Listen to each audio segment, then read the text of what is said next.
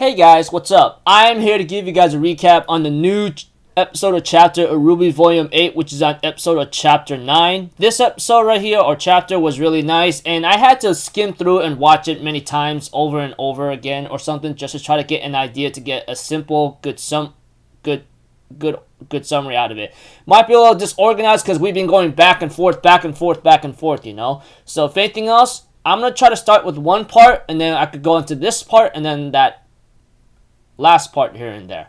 Sorry if I might be a little disorganized, but like I said, they've been going back and forth lately a lot, you know? So if anything else, let's just get this started. We had to it that Atlas's soldiers or forces are barely holding on. There's a bunch of dead foot soldiers, there's no denying that, while there's a bunch of unlimited Grimm like swarming out of the freaking whale right now, while we get to see more reinforcements and soldiers and the Ace Ops going into action right now. But we also see Team Funky or something in action too, seeing how they are very desperate and they're really low on soldiers. They're really trying to summon everyone they can who knows how to fight to the battlefield, which is really sad at the same time, because this is what happens when you're facing a freaking like unlimited force, you know, while you are limited and trying to find out how to like solve the situation with this action. And we have to it that Meryl is really concerned about Team Funky because like what's happening here and there, because they're just kids. But we have to it that Elm tells Meryl, you could think about that later after we win the war. Come on, let's go. And we see to it that the bomb is ready, and Winter's about to put it in, having it ready to put in the whale Grimm, you know, put it in there, set the timer off, and blow it all to hell, you know, that kind of thing. And we have to it that Meryl's like, hey, are you serious? John, Ren, and Yang are still in there. But Winter's like, I gave him the window. We can't waste this opportunity, you know. And we have to it that Meryl's like, if your sister was in there, would you still do it? And will you tell her that you kill her friends or something? And I can see where Meryl's coming from. He's really starting to really lose it right now because he's not liking the situation at all. And I can understand that. I mean, everyone has their thing, but you know, yeah. But we have to that Winter tells Meryl, yes, because it is my duty. Even Winter reluctantly doesn't like the idea at all. We know that. We've seen that. We have Ren confirm that. But she's still gonna go through with it because it's all or nothing. They're facing an unlimited force of Grimm from the whale Grimm or Salem's power, you know? That much I'm saying. I mean, that horde of Grimm is not ending anytime soon, dude. I mean, we even saw these tiny little scorpion Grimm coming out right now, and yeah. As for Yang, Ren, and John, they are going around the whale Grimm trying to look for Oscar, you know. They almost got caught, but, you know, they're trying to use the locator here and there to try to look for Oscar. Then we go to, then, of course, Oscar himself talks to Ozpin, and they end up trying to find a way to get out, you know. But we have to it, Ozpin tells Oscar, we should really use my magic to get out of here. That much is considered. But Oscar says, no. The more we keep using your magic, the more I feel like our souls are emerging into becoming one. Which is something that's really scary because Oscar does not want that. And I understand that. I do. We all do. I'm pretty sure we saw that confirmation in the very beginning of Volume 8 here and there. But that aside, we have to it that Hazel decides to bring Oscar to where the lamp is and says, I'll tell you this. If what you're saying is true, then I take that lie to Salem. I'll take the blame and have my head chopped off, etc., you know. And we see Emerald right there followed Hazel behind him, says, what are you doing? And Hazel's like, doing what I think needs to be done. And we have to it that he has Oscar to like summon the thing from the lamp, you know. And we see to it that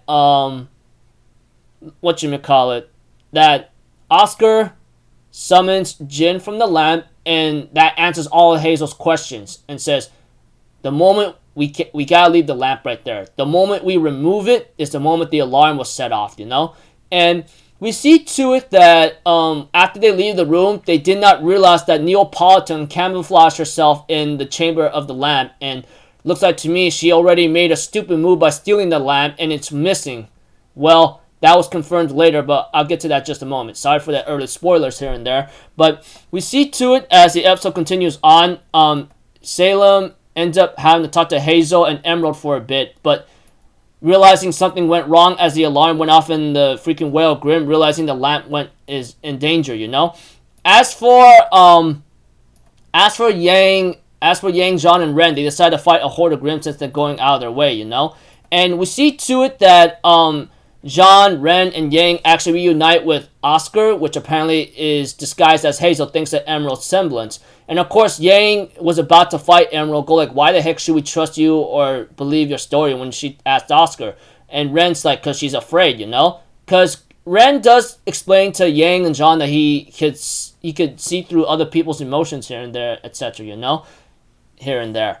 But we see to it that Emerald says, I'm going to get you guys out of here. So you guys want to follow or what? And we see to it that Emerald, John, Yang, and Ren were about to be very close to freedom. But unfortunately for them, Salem found them right away. And Salem, on the other hand, ends up grabbing Emerald, throws her to a wall, and easily seduces John, Ren, and Yang. Even when Yang used her explosive powers onto Salem and blows her up, that doesn't stop her from rejuvenating or regenerating and easily subdues Yang. And we had to it that Salem was about to interrogate Emerald very badly and asked, where is the lamp? She says, I don't know. I never took it. I never took it or anything, you know? But we see to it that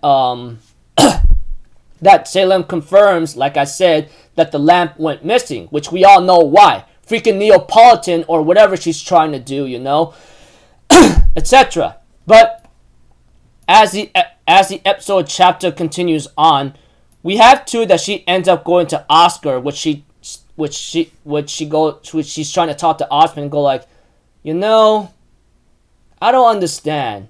You know, you have a lot of power, but you seem to always be using it to come back to fight me. For what? These humans, this dying world? And she ends up grabbing Oscar's face and had her thumbs getting ready to actually pierce Oscar's eyes and asked him, why do you keep coming back? And we see to it that Yang asks her a question, why are you doing this? This endless death and everything?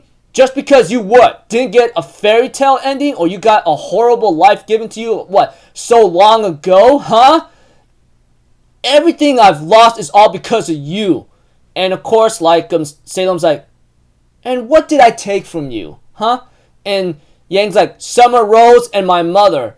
And I was hoping that she could at least mention Pyrrha, because Pyrrha's a good character. Oh my gosh. I loved Pyrrha. And I wish that she could have mentioned that you took Pyrrha as well for me, you know, that kind of thing. But of course that was Cinder, obviously, from the get-go. But Salem ends up mocking Yang by saying, oh, you're mentioning your mother again? And Hazel shows up, and we have to it. Salem says, take the boy back to the chamber. I'm going to have a small talk with this girl, which is Emerald, you know?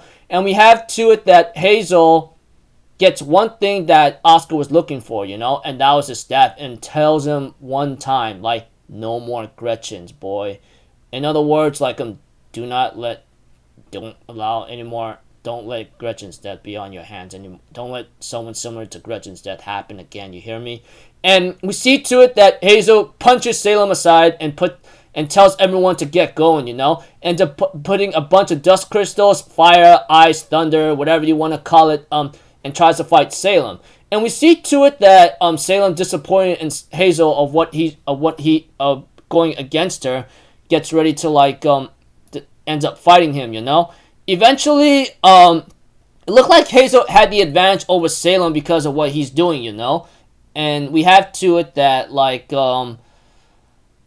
that before he was about to clash against Salem, like I said, sorry for being a little disorganized, says, I'm doing what Gretchen would have done, you know? And it looks like to me he got Salem down to the corner, but unfortunately for him, Salem, who apparently is in the world Grim and all that, and because of her powers being Grim-like from the very beginning, gives her the big advantage where she's able to hold down Hazel very much, you know, etc.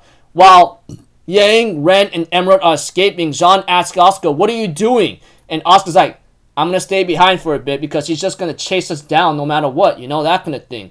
And we see to it that Asuka decides to stay behind, while Salem, on the other hand, ends up managing to beat Hazel a lot. She ends up seeing Asuka, while Asuka ends up activating the staff he has and was gonna fight her. But unfortunately for Asuka, he doesn't really have that much experience against her. But Hazel, on the other hand, subdues Salem with all he's got and ends up using a fire dust to burn up his body, while it looks like it's burning up Salem as well, which fire seems to be somewhat of her weakness, since she's screaming in agony, physical agony. And therefore Asuka, on the other hand, activates the staff once more, and it starts to glow green and orange, yellow, whatever the case may be, while Hazel tells Asuka, do it, and Asuka activates the staff, and then later on engulfing everything with the green shield that he's surrounded with, and then engulfed everything in a great yellow or yellowish orange light whatsoever, and the episode ends off there, which I go very, very angry. I was so ticked off because we were very close. We were very close to the end of the episode or chapter anyway. So yeah. So pretty much, if I were to summarize it without a lot of detail, Atlas forces are barely holding on, and it looks like to me their forces are really dwindling to a point that they decide to get Team Funky and anyone else who knows how to fight out onto the battlefield. And it looks like to me the payload or the bomb is ready to go, getting ready to possibly blow up the Whale Grim whatsoever.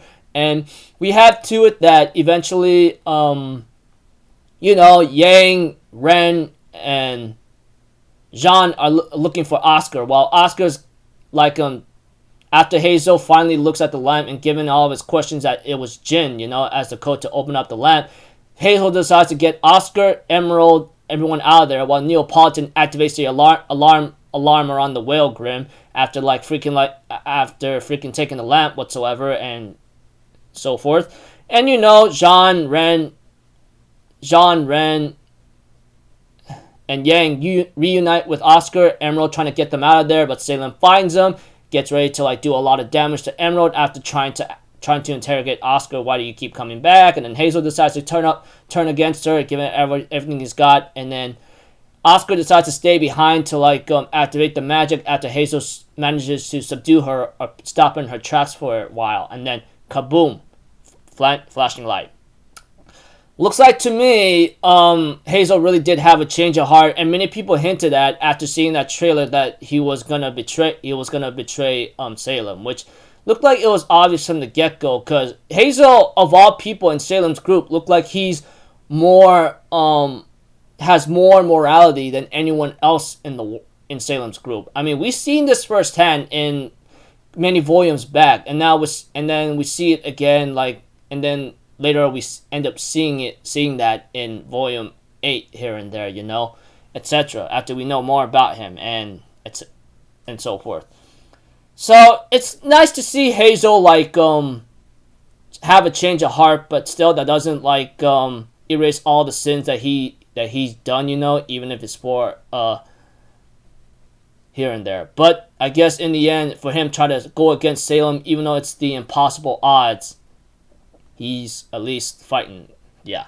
But yeah, sorry for being a little off here and there, being a little confusing and disorganized, but I did my best I can to try to form it in a way that's more easy to understand. It's been going, like I said, this freaking